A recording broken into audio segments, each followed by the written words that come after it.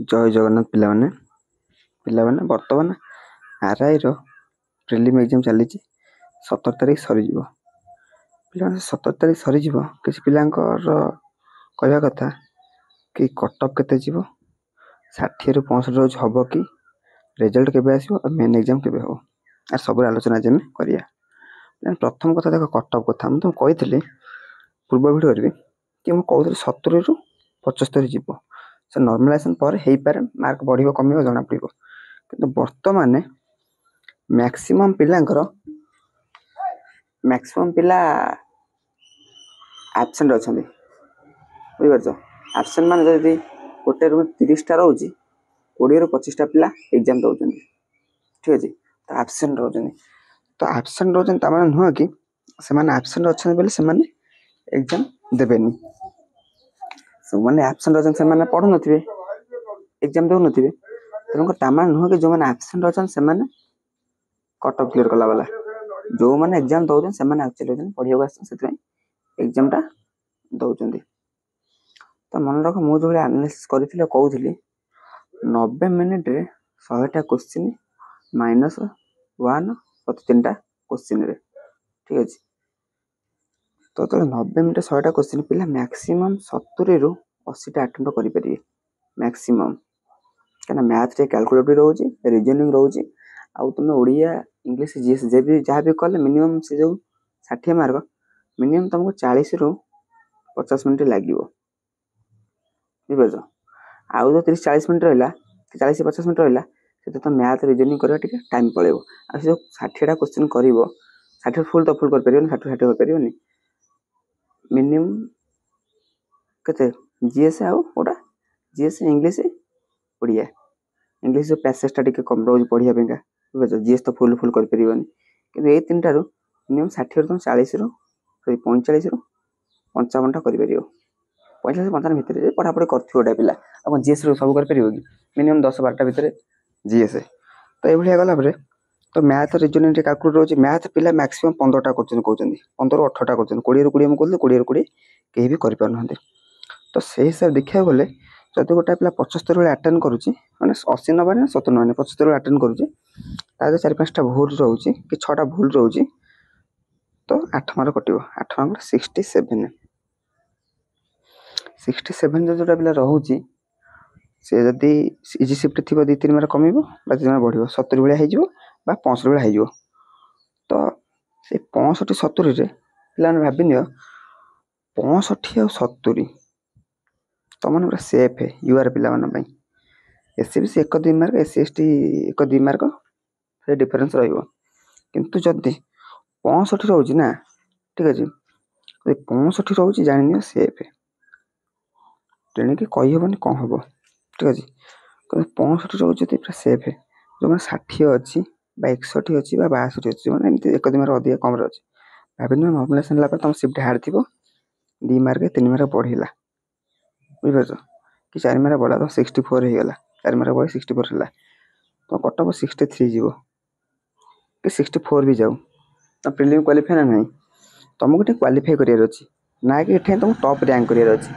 तुमको main exam रे rank top career अछि रैंक जतो अधिक रहबो तुम आरआई एक्स्ट पाइबो तुम निज डिस्ट्रिक्ट माने प्रेफरेंस दे परिबो किंतु वर्तमान तुमको कोन करियर अछि वर्तमान तुम केवल प्रीलिम टा क्वालीफाई करियर अछि 64 कट ऑफ बोले तुम 64 अछि ना त प्रीलिम क्वालीफाई करे एती होज कथा तनो करी तमर से मन रख 65 70 आ बेसी जीवन कारण पिला अटेम्प्ट हम देखुची मैक्सिमम पिला अटेम्प्ट 70 भीतर रहउची माने 70 80 भीतर रहउ देखो ए रोटे पिला 65 अछि जनरल पिला भाई से हबो 67.66 एससीबीसी पिला याकर हबो बुझ परछ तमे तो देखो नॉर्मलाइजेशन पर 65 अछि त 3 मार्क कमी गला 62 हे गला कट ऑफ 64 कि 63 गला तेबे कोन कुछ करि हबो किंतु 65 अछि माने तमे सेफ रे अछो आ एससीबीसी जो 67 अछि तो पिला पकै जा से फाइनल जानो कि तो मेन बाय प्रिपेयर हो मार्क कमिले बडा जति मार्क कमिबा बढ़ियो सेते तमे टेंशन नियो ना काहे ना तमरो जति कॉलेज से 65 भलिया 65 70 भीतर जीवो ठीक अछि तनो मेन बाय प्रिपेयर हो नेक्स्ट जेउ के एग्जाम आसी दबो ठीक अछि ए देखो आउ जन भाई लिखितले ठीक केबे रिजल्ट आसीबो आ केबे मेन एग्जाम हबो गोटे वीडियो आनो देखो सेथिने हम कहूची देखो रिजल्ट तम नवेम्बर 17 ଏକ୍ଜାମ୍ ସରୁଛି। ଠିକ୍ ଅଛି। ନଭେମ୍ବର 17 ସରିଲା ପରେ ସେମାନେ ଆଗ ସେ ଯେଉଁ କେଉଁଟା ଆନ୍ସର୍ କି ଦେବେ, ଆନ୍ସର୍ କି ଦେଲାର 5-10 ଦିନ ଭିତରେ ରେଜଲ୍ଟ ଆଣିବେ। କାହିଁକିନା 2 ବର୍ଷ ହେଇଗଲା ଯେହେତୁ ରିକ୍ରୁଟମେଣ୍ଟ, ସେମାନେ ଚାହିଁବେ ଜଲ୍ଦି କରିବା ପାଇଁକା। ନଭେମ୍ବର 17 ସରିଲା ମାନେ ନଭେମ୍ବର ଶେଷ ଆଉ ଡିସେମ୍ବର ଫାଷ୍ଟ ୱିକ୍, ନଭେମ୍ବର ଶେଷ ବା ଡିସେମ୍ବର ଫାଷ୍ଟ ୱିକ୍ ଶେଷ ସୁଦ୍ଧା ସେ ରେଜଲ୍ଟ ଡିକ୍ଲେୟାର କରିପାରନ୍ତି। କାହିଁକିନା ତାଙ୍କୁ ଡିସେମ୍ବର 2023 ଡିସେମ୍ବରରେ ରିକ୍ରୁଟମେଣ୍ଟ ଆସିଥିଲା, ସେ 2025 ଡିସେମ୍ବର, ମାନେ 2 ବର୍ଷର ହେଇଗଲା। ଯେହେତୁ ଘୋଟାଲା ସିଏ ଏମିତି କରପ୍ସନ୍ ଲାଗି ହେଇଗଲା, ତ ସେମାନେ ଚାହିଁବେ ଯେ ଯେତେ ଶୀଘ୍ର ଆମେ ରେଜଲ୍ଟ ଆଣିବାକୁ। ଠିକ୍ ଅଛି। ସେମାନେ ସେ ଡିସେମ୍ବର ଫାଷ୍ଟ ୱିକ୍ ବା ଡିସେମ୍ବର 15 ଭିତରେ ଆସିବ। ଯଦି କିଛି କରପ୍ସନ୍ କି କିଛି ପ୍ରୋବ୍ଲେମ୍ ନଥାଏ, ଡିସେମ୍ବର 15 ଭିତରେ ତୁମ ରେଜଲ୍ଟ ଆସିବ। ଠିକ୍ ଅଛି। ଡିସେମ୍ବର 15 ଆସିଲା ପରେ ତେଣିକି ସେ ମାସେ ଭିତରେ ଟାଇମ୍ ଦେବ, କାହିଁକିନା ସେ ଚାହିଁବ ଜଲ୍ଦି ରିକ୍ରୁଟମେଣ୍ଟଟା ଶେଷ କରିବାକୁ। ମାସେ ଭିତରେ ଟାଇମ୍ ଦେବ।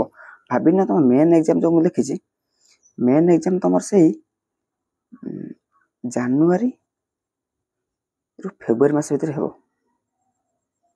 ଜାନୁଆରୀ ଫେବୃଆରୀ ଭିତରେ ମେନ୍ ଏକ୍ଜାମ୍ କମ୍ପଲସରି ହେବ। ବୁଝିପାରୁଛ? ଜଲ୍ଦି ରେଜଲ୍ଟ ଆସିଲା, କିଛି କରପ୍ସନ୍ ନଥାଏ, କିଛି ପ୍ରୋବ୍ଲେମ୍ ନଥାଏ, ମାସରୁ 2 ମାସ ତୁମକୁ ମ୍ୟାକ୍ସିମମ୍ ଟାଇମ୍ ଦେବ ସେ। ଠିକ୍ ଅଛି। ମାସରୁ 2 ମାସ, 1 to 2 ମନ୍ଥ। ଠିକ୍ ଅଛି। ତ ତୁମେ ସେଥିପାଇଁ ଟେନସନ୍ ନ ନେଇ ବର୍ତ୍ତମାନ ଯେଉଁମାନଙ୍କ 65ରୁ 70 ଭିତରେ ରହୁଛି ସେମାନେ ମେନ୍ ପାଇଁ ପଢ଼।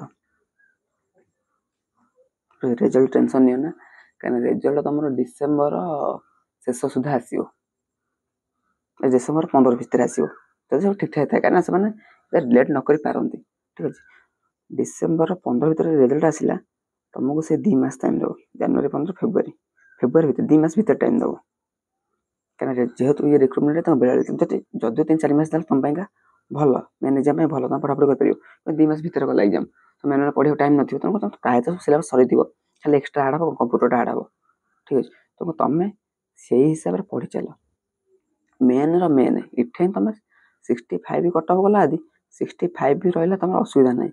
କିନ୍ତୁ ମେନ୍ରେ ତୁମ କଟ୍ ଅଫ୍ 140 ଯାଇଛି, 180 ମାର୍କ ନା 140 ଯାଇଛି, ତୁମର 145 ବି ରଖୁଛ, ତେବେ କହିହେବନି। କାହିଁକିନା 5 ଜଣ ପିଲା ହେଇଥିବ, ତାହା ଭିତରୁ ତୁମର ସିଲ୍ ଆସିବ। ତ ଯେତିକି କଟ୍ ଅଫ୍ ତା 10 ମାର୍କ ଦେଇ ଅଧିକା ଥିବ ତ ଭଲ। ମେନ୍ରେ ପ୍ରିଲିମ୍ରେ ତୁମେ ଯେତିକି ମାର୍କ ସେତିକି ମାର୍କ ବି ରହିଲେ କିଛି ଅସୁବିଧା ନାହିଁ। କଟ୍ ଅଫ୍ ଯେତିକି ମାର୍କ, କାରଣ ତୁମ ପ୍ରିଲିମ୍ କ୍ୱାଲିଫାଏ କରିବାର ଅଛି ନା, କିଟା ଏକ୍ଜାମ୍ରେ କାଉଣ୍ଟ ହେବ। ତ ଠିକ୍ ଅଛି। ପିଲାମାନେ 60 ବି ରହିଛନ୍ତି, ମୁଁ କହିଲି 60 ପିଲାମାନେ ଟେନସନ୍ ନେବନି, ପଢ଼ାପଢ଼ି କରନ୍ତୁ। 60 ଟିକେ ସେଫ୍ ନୁହେଁ, କିନ୍ତୁ ଯେହେତୁ ବର୍ତ୍ତମାନ ପିଲାଙ୍କ ଆବସେନ୍ସ ଆଉ ଟାଇମ୍ ଟିକେ ଟେକିଂ ହେଉଛି, ତ ସେଥିପାଇଁ ସେଇ ହିସାବରେ ତୁମ ମାର୍କ 60 ବି କହିହେବନି। ବୁଝିପାରୁଛ? କିନ୍ତୁ ତଥାପି ତୁମେ ଗୋଟେ ମଝି ଗଡ଼ିଆରେ ରହିଲା ବାଗିଆ ରହିଯାଉଛ। ବୁଝିପାରୁଛ? ନା ଏକୂଳର ନା ସେକୂଳର। ତ 65ରୁ 70 ଥାଆନ୍ତା, ତୁମେ ଜାଣ ହଁ ପ୍ରିଲିମ୍ କ୍ୱାଲିଫାଏ ହେଇଯିବ। ଠିକ୍ ଅଛି। ପିଲାମାନେ ରେଜଲ୍ଟ ଆଉ ମେନ୍ ଏକ୍ଜାମ୍ ତ ମୁଁ ତୁମକୁ ଗୋଟେ ପ୍ରେଡ଼ିକ୍ସନ୍ ଦେଲି, ତ ସେଇ ହିସାବରେ ତୁମେ ଆମର ପଢ଼ିଚାଲ। ଠିକ୍ ଅଛି।